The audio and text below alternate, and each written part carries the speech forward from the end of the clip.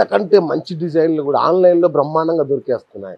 ఆన్లైన్లో కొనుక్కోవచ్చు కదా, ఇక్కడికి వచ్చి నేను షాప్ కోసం తిరిగి మీరు ఏదో చూసి ఇవన్నీ చూసే కంటే ఆ చక్కగా ఆన్లైన్లో ఫోటోలు అవి చూసి కొనుక్కుంటే అయిపోతుందిగా. ఆన్లైన్లో కొనుక్కోవచ్చు సార్. మేము కూడా ఆన్లైన్లో కొనుక్కుంటానంటే వద్దని చెప్పాం. ఆన్లైన్ కస్టమర్ రిపీట్ అవ్వరు ఆన్లైన్కి. ఓకే. ఆఫ్లైన్ కస్టమర్ రిపీట్ అవుతాడు. ఎందుకు? మంచి క్వశ్చన్ సార్. ఎందుకంటే మీరు ఆన్లైన్లో ఇదే సోఫా మీరు కొన్నారు.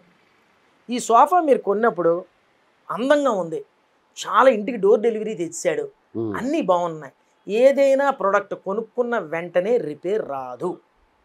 అతి చీపెస్ట్ క్వాలిటీ అయినా అతి హైయెస్ట్ క్వాలిటీ అయినా కొనుక్కున్న వెంటనే రిపేర్ రాదు. ఒక 6 months 8 months పోయింది. ఆన్లైన్లో ఎవరికి ఫోన్ చేస్తారు సార్? 18000000. ఇంగ్లీష్ కావాలంటే 1 నొక్కండి, తెలుగు కావాలంటే 2 నొక్కండి, మళ్ళా వినాలంటే 3 నొక్కండి అని ఫోన్ చేస్తాడు. పాపం వీడి కష్టం చెప్పుకొని సగం లోపు ఏంటంటే ఫోన్ కట్ అయిపోతుంది. మళ్ళా ఫోన్ చేస్తాడు. మళ్ళా ఫోన్ చేసినప్పటికి కనెక్ట్ అయినప్పటికీ ఇంకోళ్ళు కనెక్ట్ వస్తాడు. ఈ కష్టం అంతా మళ్ళీ చెప్పుకోవాలి. అదే మన దగ్గరికి ప్రాబ్లం వచ్చింది అనుకోండి, మనం వెంటనే రెక్టిఫై చేస్తాం. వెంటనే రెక్టిఫై చేయకపోతే కస్టమర్ ఆన్లైన్లో గొడవాడలేడు, ఆఫ్లైన్లో షాప్ దగ్గర అయితే మాత్రం గట్టిగా కేకలేస్తాడు.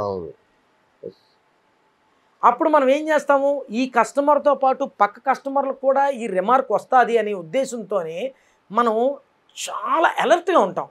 ఇమీడియట్లీ మనం వెంటనే కస్టమర్ ప్రాబ్లం రెక్టిఫై చేయాలి అని.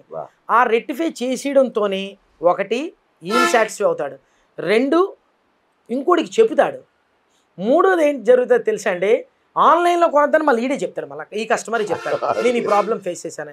అంటే ఆన్లైన్కి ఆఫ్లైన్కి డిఫరెన్స్ ఏంటంటేనండి, కస్టమర్ రిపీట్తో పాటు ఓనర్తో ఇంటరాక్ట్ ఉంటుంది కస్టమర్కి. సో ఇప్పుడు నిజం చెప్పాలంటే అప్పటి చక్రవర్తి ఇప్పుడు పెద్ద చక్రవర్తి, నిజమైన వ్యాపార చక్రవర్తి. సార్ మీరు పెద్ద చక్రవర్తి అన్నారు కానండి, నేను అప్పుడు అదే చక్రవర్తి, ఇప్పుడు ఇదే చక్రవర్తి. మా దృష్టిలో వ్యాపార చక్రవర్తి మీరు సక్సెస్ అయ్యారు, రైట్ సార్? సక్సెస్ వేరు, సక్సెస్ అయ్యా 100%. నేనైతే మాత్రం ఐ ఫీల్ వెరీ హ్యాపీ. ఇప్పుడు దీనికి సంబంధించిన ప్రశ్న ఏంటంటే, పాత చక్రవర్తిని చూసి తప్పించుకుపోయిన వాళ్ళు ఇప్పుడు కొత్త చక్రవర్తిని చూసి ఎలా ప్రవర్తిస్తున్నారు? వాళ్ళ ప్రవర్తనలో మార్పు వచ్చిందా? అప్పుడు భయపడ్డారో లేదో తెలియదు కానండి, ఇప్పుడైతే మాత్రం మా చక్రవర్తి అనుకుంటున్నారు. అది ఎందుకు భయపడి ఉండరు? అయ్యో కలిస్తే ఏమన్నా అప్పు అడుగుతాడేమో, డబ్బులు అడుగుతాడేమో. అది అంటే ఇక్కడ నాకు ఎవరు పరిచయం లేరు కాబట్టి చుట్టాల్లోని బంధువుల్లోని అయితే మాత్రం, చుట్టాల్లో బంధువుల్లో అది కామన్గా ఉంటుంది. అది అది నార్మల్. అది చుట్టాలు బంధువుల్లోనే ఏంటంటే అంటే మనకి ఇచ్చే ఇన్విటేషన్లో కూడా డిఫరెన్స్ ఉంటుంది, ఫంక్షన్కి చాలా డిఫరెన్స్ ఉంటుంది. అయితే అలాగే ఎవరెవరు నన్ను ఆ రకంగా అనుకున్నారో ఇప్పుడైతే మాత్రం మా చక్రవర్తి అని అంటారు.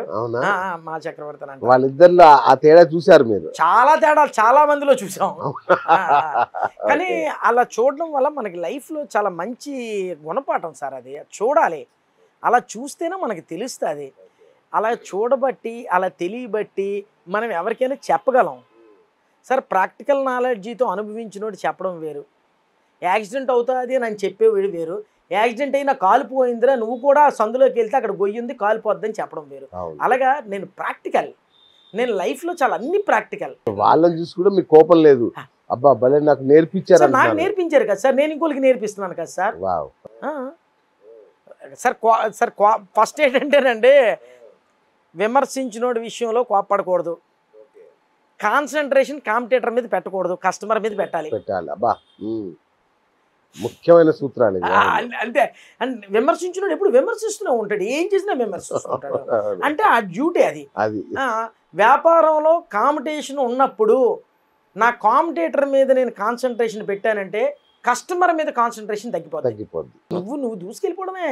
ఏం జరుగుతుంది, నువ్వేం చేస్తున్నావు? ప్రతి మనిషికి కూడా ఏం చేస్తున్నాడు అన్నది అడిగి అంతరాత్మ ఒకటి ఉంటుంది.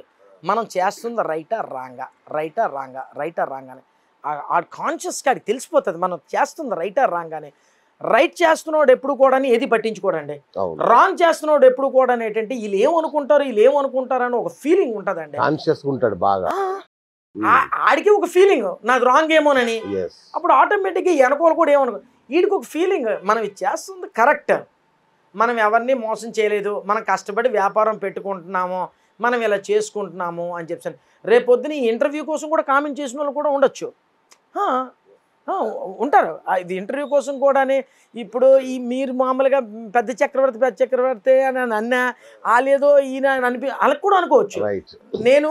మీరు నాకు కూర్చొని మామూలుగా ఇంటర్వ్యూ కోసం అంటే నేను ఒకటే అనుకున్నాను, ఏం తెలుసా అండి, నేను ఇంటర్వ్యూలో ఎవరి కోసం పట్టించుకున్నాను అనుకుంటున్నప్పుడు ఇంటర్వ్యూ కోసం కూడా ఎవరో ఒకరు అనుకుంటారా? 100% don't care, yes, correct don't care. చెప్పారు.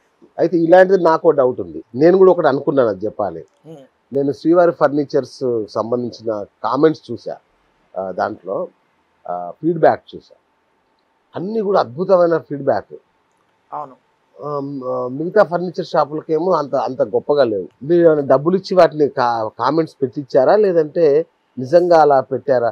నాకు ఇది నా డౌట్. ఇది మాక్సిమం ప్రతి ఫీడ్బ్యాక్ వాళ్ళ ఫోన్ నెంబర్స్ ఉన్నాయి అందులోనే. Okay. మీరు ర్యాండమ్గా ఇప్పుడు మీరు ఎవరికి సార్ డబ్బులు ఇచ్చి పెట్టిస్తే కొనుక్కున్న పెడతారు. మా దగ్గర సామాన్లు కొనలేదు అయినా సరే ఈ షాప్ బాగుందని ఎందుకు పెట్టారండి? ఎగ్జాక్ట్లీ నాకు అదే డౌట్ వచ్చింది. వచ్చి మీతో మాట్లాడి వెళ్ళిపోయి కామెంట్ పెట్టాడు ఆయన. సామాన్లు కొనలేదు, డబ్బులు ఇచ్చి సామాన్లు కొనుక్కుంటే డబ్బులు ఇచ్చి ఫీడ్బ్యాక్ పెడతాం. పెడితే సార్ ఎప్పుడైనా సరే ఎవరైనా ఫీడ్బ్యాక్ పెడితే 5 స్టార్ రేటింగ్ ఇవ్వండి అని పెడతారు, లేకపోతే వాళ్ళు ఫోన్ నెంబర్స్ పెట్టరు. మీరు ర్యాండమ్గా మీకు ఎవరు సామాన్లు కొన్నాదో ఎవరు సామాన్లు కొనలేదో మీరు రీసెంట్ కాదు 1 ఇయర్ బ్యాక్ కూడా చూసి వాళ్ళ ప్రొఫైల్లోకి వెళ్ళి ఫోన్ నెంబర్ తీసి ఫోన్ చేసి మీరు కావాలంటే అడగండి సార్. అయితే ఒకటి ఆ ఫీడ్బ్యాక్ వాళ్ళు పెట్టడానికి అయితే మాత్రం మేము చాలా కష్టపడతాం. ఏంటి కష్టపడాలి అంటే ఏంటి, ఆడి ఫీడ్బ్యాక్ వాళ్ళకి ఇవ్వాలి అని అంటే నేనేం చెయ్యాలి, అండ్ సాటిస్ఫై చేయాలి. ప్రైస్లో సాటిస్ఫై చేయాలి, వచ్చిన తర్వాత మా మాట తీరులో సాటిస్ఫై చేయాలి, ప్రొడక్ట్లో సాటిస్ఫై చేయాలి, డెలివరీలో సాటిస్ఫై చేయాలి, రిపేర్ వచ్చిన తర్వాత సర్వీస్లో సాటిస్ఫై చేయాలి. ఇన్ని సాటిస్ఫై చేస్తేనే ఫీడ్బ్యాక్ పెడతారు. నెక్స్ట్ కస్టమర్లు ఏమో వచ్చి ఇప్పుడు డబ్బులకు లొంగిపోయే కాదు, ఏమో సార్ మీకే డౌట్ వచ్చింది అంటే చాలా మంది కూడా డౌట్ రావచ్చు. ఎందుకంటే నాకు ఫీడ్బ్యాక్లు వచ్చింది, నేను గొప్పగా స్క్రీన్ షాట్ తీసి స్టేటస్లో పెడతాను అంటే కొంతమంది కాంపిటీటర్స్ దీనికి కూడా అనుకుంటారు చక్రవర్తి డబ్బులు ఇచ్చుకొని పెట్టించుకుంటున్నాడు లేకపోతే ఏదో. తప్పేం లేదు సార్, కాంపిటీటర్ ఏదైనా ఊహించుకుంటాడు సార్. ఆ కాంపిటీటర్ అలా ఊహించుకోవడం నాకు ఇష్టం సార్. ఎందుకు తెలుసు అండి, ఆడి కోసం ఊహించుకోవడం, మన గురించి ఎక్కువ ఊహించుకుంటుంటాడు. అది ఆడి బిజినెస్ కోసం కానీ అదేం ఊహించుకోడు, నా కోసం ఎక్కువ కాన్సన్ట్రేషన్ పెడుతున్నాడు. నేనేం చేస్తాను, కస్టమర్ మీద పెట్టుకుంటాను, ప్రొడక్ట్ మీద పెట్టుకుంటాను కాన్సన్ట్రేషన్. అందుకే మీ స్టేటస్లు సూపర్ హిట్, మీ ఫర్నిచర్ సూపర్ హిట్, మీరు ఏది చేసినా వండర్ఫుల్ హిట్. లేదు సార్, అది మేము ఇష్టంతో చేస్తామండి, ప్యాషన్ అండి. వ్యాపారం అన్నది ప్యాషన్. మేము ఎంచుకున్న దానికి మేము 100% న్యాయం చేస్తామండి. ఏదో అంటే ఏమీ లేదు, ఈరోజు ఏమో 3 షాపులు పెట్టాం, ఓ 25 మంది వర్కర్స్ ఉన్నారు, చక్కగా కారు ఉంది, మ్యారేజ్ అయిపోయింది, హ్యాపీగా బతకాలి అని అనుకుంటే ఇంటి దగ్గర కూర్చుంటే అయిపోతుంది సార్. మేము ఏంటంటే ఇష్టం, మేము ఎంచుకున్న వృత్తి మాకు ఇష్టం, ఈ వృత్తి ఎంచుకున్నాం ఇది ఇష్టం, ప్లేవుడ్ ఎంచుకున్నాం అది ఇష్టం, ఇష్టమైంది ఎంచుకుంటాము, దానికి 100% న్యాయం చేస్తాం. ఆ వృత్తికి అన్యాయం చేయమండి మేము. మనకేదో డబ్బులు ఉంది ఏదో చేసేద్దామని కాదండి.